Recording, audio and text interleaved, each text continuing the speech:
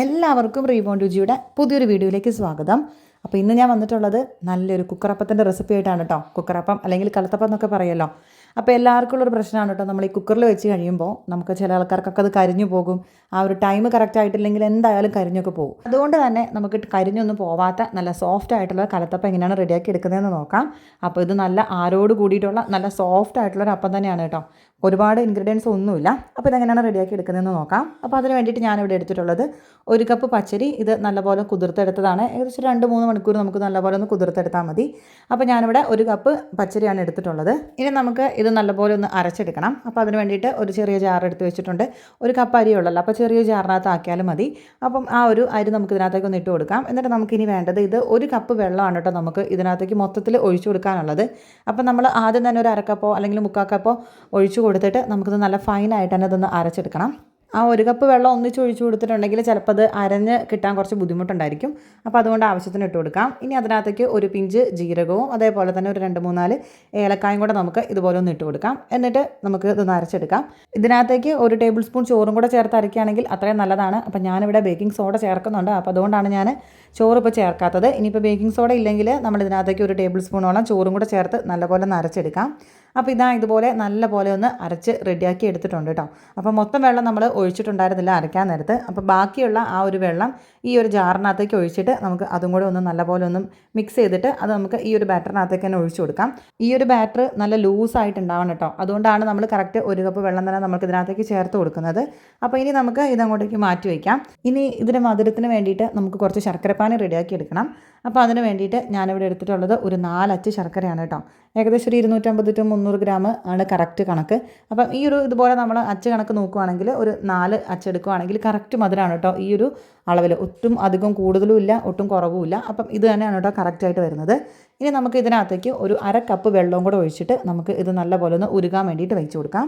ശർക്കര ഒന്ന് ഉരുകി ഒന്ന് റെഡിയായിട്ട് വരുന്ന സമയമാകുമ്പോഴത്തേക്കും നമുക്ക് കുറച്ച് ഏകദേശം ഒരു 1 ടേബിൾ സ്പൂണോളം തേങ്ങാക്കൊത്തും കുറച്ച് ചെറിയ ഉള്ളിയും കൂടെ ഇതുപോലെ ഒന്ന് ചെറുതാക്കിയിട്ട് നമുക്കിതൊന്ന് നല്ലപോലെ ഒന്ന് നെയ്ക്കകത്ത് വറുത്തെടുക്കണം. അപ്പോൾ അതും കൂടെ നമുക്ക് ഈ ഒരു സമയത്ത് ചെയ്തെടുക്കാം. അതും നമുക്ക് വറുത്ത് മാറ്റി വെച്ചതിന് ശേഷം നമ്മുടെ ഈ ഒരു ബാറ്റർ നമുക്കൊന്ന് മിക്സ് ചെയ്ത് കൊടുക്കാം കേട്ടോ. ആ ഒരു വെള്ളമൊക്കെ ഒന്ന് നല്ലപോലെ ഒന്ന് തെളിഞ്ഞ് വന്നിട്ടുണ്ടായിരുന്നു. അപ്പോൾ അതുകൊണ്ടൊന്ന് മിക്സ് ആക്കിയതാണ്. ഇനി ഇതിനകത്തേക്ക് നമ്മുടെ ശർക്കരപ്പാനി ചൂടോടുകൂടി തന്നെയാണ്. അപ്പോൾ ഒരു കൈ കൊണ്ട് നമുക്ക് ഒഴിച്ചു കൊടുക്കാം, ഒരു കൈ കൊണ്ട് നമുക്ക് നല്ലപോലെ ഇങ്ങനെ മിക്സ് ചെയ്ത് കൊടുക്കാം കേട്ടോ.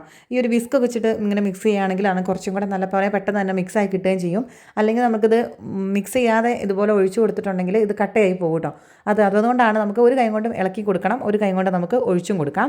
അങ്ങനെ അത് മുഴുവനായിട്ട് ഒഴിച്ചു കൊടുത്തിട്ടുണ്ട്. ഇനി നമ്മൾ ഈ വറുത്ത് വെച്ചിട്ടുള്ള ആ ഒരു ചെറിയ ഉള്ളിയും തേങ്ങാക്കൊത്തും കൂടെ നമുക്ക് ഇതിനകത്തേക്ക് ഒന്ന് ഇട്ട് കൊടുക്കാം. അപ്പോൾ കുറച്ച് വേണമെങ്കിൽ നമുക്ക് അപ്പോൾ ഉണ്ടാക്കുന്ന സമയത്ത് മുകളിലൊന്ന് ഗാർണിഷ് ചെയ്യാൻ വേണ്ടിയിട്ട് വേണമെങ്കിൽ കുറച്ചെടുത്ത് മാറ്റി വയ്ക്കാം. അപ്പോൾ ഞാൻ അതെടുത്ത് മാറ്റി വെക്കേണ്ട ആവശ്യമൊന്നും ഇല്ലായിരുന്നു കേട്ടോ. കാരണം ഒഴിക്കുന്ന സമയത്ത് അത് മുകളിൽ അങ്ങനെ തന്നെ ഡിസൈനായിട്ട് വന്നിട്ടുണ്ടായിരുന്നു. പിന്നെ ഞാൻ അത് മുഴുവൻ അതിനകത്തേക്ക് ഇടുവാണ് ചെയ്തിട്ടുണ്ടായിരുന്നത്. അപ്പോൾ അത് നെയ്ക്കകത്ത് വറുത്തതായതുകൊണ്ട് ആ ഒരു നെയ്യാണ് കേട്ടോ ഇങ്ങനെ നിൽക്കുന്നത്. അപ്പോൾ നെയ്ക്കകത്ത് തന്നെ വറുക്കണം, എന്നാലാണ് പ്രത്യേക ഒരു ഫ്ലേവർ നമുക്ക് കിട്ടത്തുള്ളൂ. ഇനി നമുക്ക് ഇതിനകത്തേക്ക് കുറച്ച് എള്ളാണ് കേട്ടോ. അപ്പോൾ എള്ള് നമുക്കറിയാലോ നല്ലതാണ്. അപ്പോൾ നമുക്ക് ഇത് കുറച്ച് എള്ളും കഴുകി വൃത്തിയാക്കിയിട്ട് അത് നമുക്ക് ഇതിനകത്തേക്കൊന്ന് ചേർത്ത് കൊടുക്കാം. ഞാൻ അതൊന്ന് മിക്സ് ചെയ്ത് കുടിച്ചിട്ടുണ്ട്. ഇനി നമുക്ക് ഇതിനകത്തേക്ക് ഒരു നുള്ള് ഉപ്പ് ഇതിനകത്തേക്ക് ചേർത്ത് കൊടുക്കാം. അതേപോലെ തന്നെ ഒരു പിഞ്ച് ബേക്കിംഗ് സോഡയാണ് കേട്ടോ ചേർത്ത് കൊടുക്കുന്നത്. അപ്പം ഈ ഒരു ബേക്കിംഗ് സോഡ ചേർക്കുമ്പോഴാണ് നല്ലപോലെ സോഫ്റ്റായിട്ട് വരികയും ചെയ്യുന്നത്. ഇനിയിപ്പോൾ ബേക്കിംഗ് സോഡ ഇല്ലെങ്കിലും കുറച്ചൊരു സോഫ്റ്റ് കുറവുണ്ടാകും. അല്ലെങ്കിൽ നമുക്ക് ചോറ് അതിനനുസരിച്ച് ചേർത്ത് കൊടുത്താലും മതി. അപ്പോൾ അതും കൂടെ ഒന്ന് ചേർത്ത് കൊടുത്തിട്ടുണ്ട്. എന്നിട്ട് എല്ലാം കൂടെ കൂടിയിട്ട് നല്ലപോലെ ഒന്ന് മിക്സ് ചെയ്ത് വെച്ചിട്ടുണ്ട് കേട്ടോ. അങ്ങനെ നമ്മുടെ ബാറ്റർ ഇവിടെ റെഡി ആയിട്ടുണ്ട്. ഇനി നമുക്ക് ഒരു വെള്ളയപ്പച്ചട്ടി എടുത്ത് വെച്ച് കൊടുക്കാം. എന്നിട്ട് അതിനകത്തേക്ക് നമുക്കൊന്നും ചൂടായി വരുന്ന സമയത്ത് കുറച്ച് നെയ്യ് ഒഴിച്ചു കൊടുക്കാം. നെയ്യ് തന്നെ ഒഴിച്ചു കൊടുക്കണം കേട്ടോ, എന്നാലാണ് ആ ഒരു ഫ്ലേവർ നമുക്ക് കിട്ടത്തുള്ളൂ. ഇല്ലെങ്കിൽ വെളിച്ചെണ്ണ ആയാലും കുഴപ്പമൊന്നുമില്ല. ആ ഒരു കറക്റ്റ് ഫ്ലേവർ നമുക്ക് ആ ഒരു നെയ്യിൻ്റെ ഒരു ഫ്ലേവറും കൂടെ കിട്ടാൻ വേണ്ടിയിട്ടാണ്. എന്നിട്ട് നമുക്ക് എത്ര ആ ഒരു സൈസാണോ വേണ്ടത് അതിനനുസരിച്ച് നമുക്ക് ഇതുപോലൊരു അളവിനനുസരിച്ച് നമുക്ക് ഇതിനകത്തേക്കൊന്ന് കോരി ഒഴിച്ചു കൊടുക്കാം. ഞാൻ ഒരളവായിട്ട് എടുത്തിട്ടുള്ളത് ഇതിനൊരു 1.5 സ്പൂൺ ഒഴിച്ചപ്പോഴാണ് കേട്ടോ കറക്റ്റ് ഞാൻ ആ ഒരു അളവിലാണ് എടുത്തിട്ടുള്ളത്. ഇനി നമുക്ക് ഇതൊന്ന് മൂടി വെച്ച് കൊടുക്കാം. ഏകദേശം ഒരു 2-3 മിനിറ്റ് ആകുമ്പോഴത്തേക്കും നമുക്കിതിനെ ഒന്ന് തിരിച്ചും കൂടെ ഒന്ന് ഇട്ട് കൊടുക്കണം. അപ്പോൾ ഇതാ ഏകദേശം കുറച്ച് നേരം കഴിഞ്ഞപ്പോഴത്തേക്കും ഇതുപോലെ ആയിട്ടുണ്ട്. അപ്പം മുകൾ ഭാഗം കുറച്ചും കൂടെ ഒന്ന് ആവാനുണ്ട്. അപ്പോൾ അത് നമുക്ക് ഒന്ന് എടുത്തിട്ട് തിരിച്ചിട്ട് കൊടുക്കുമ്പോഴത്തേക്കും 2 സൈഡ് നല്ലപോലെ കുക്കായിട്ട് കിട്ടുകയും ചെയ്യും.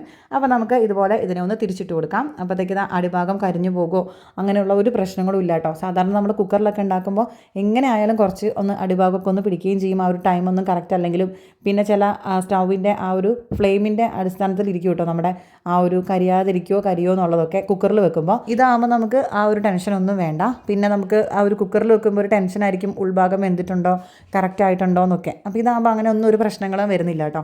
അങ്ങനെ നമുക്ക് ഒരു 2-3 മിനിറ്റ് ഈ ഒരു 2 സൈഡും നമുക്കിങ്ങനെ തിരിച്ചിട്ട് ഇതൊന്ന് വേവിച്ചെടുത്തിട്ടുണ്ടെങ്കിൽ കറക്റ്റ് ആ ഒരു കലത്തപ്പം നമുക്കിവിടെ റെഡി ആയിട്ട് തന്നെ കിട്ടിയിട്ടുണ്ട്. അങ്ങനെ ഇതാ അരിഭാഗം ഒന്നും കരിയോ ഒന്നും ചെയ്തിട്ടില്ലാത്ത നല്ല സോഫ്റ്റ് ആയിട്ടുള്ള കലത്തപ്പം ഇവിടെ റെഡി ആയിട്ടുണ്ട് കേട്ടോ. കുക്കറിൽ ഉണ്ടാക്കുന്ന പോലെ തന്നെ നല്ല ആരൊക്കെ എടുത്തിട്ടുള്ള നല്ല സോഫ്റ്റ് ആയിട്ടുള്ള അപ്പമാണ്. എന്തായാലും ഈ രീതിയിലുള്ള കലത്തപ്പം കൂടെ നിങ്ങളൊന്ന് ട്രൈ ചെയ്ത് നോക്കാൻ വേണ്ടിയിട്ട് മറക്കരുത് കേട്ടോ. അപ്പോൾ പുതുതായിട്ട് കാണുന്ന ആരെങ്കിലും ഉണ്ടെങ്കിൽ നമ്മുടെ ചാനലൊന്ന് സപ്പോർട്ട് ചെയ്യാൻ വേണ്ടിയിട്ട് മറക്കരുത്. പിന്നെ നിങ്ങൾ ആ ലൈക്ക് ബട്ടൺ ക്ലിക്ക് ചെയ്തിട്ടില്ലെങ്കിൽ ലൈക്ക് ബട്ടൺ ഒന്ന് ക്ലിക്ക് ചെയ്യാനും മറക്കരുത് കേട്ടോ. അപ്പോൾ പുതിയൊരു റെസിപ്പി ആയിട്ട് നമുക്ക് അടുത്ത് തന്നെ കാണാം. Thanks for watching. ബൈ.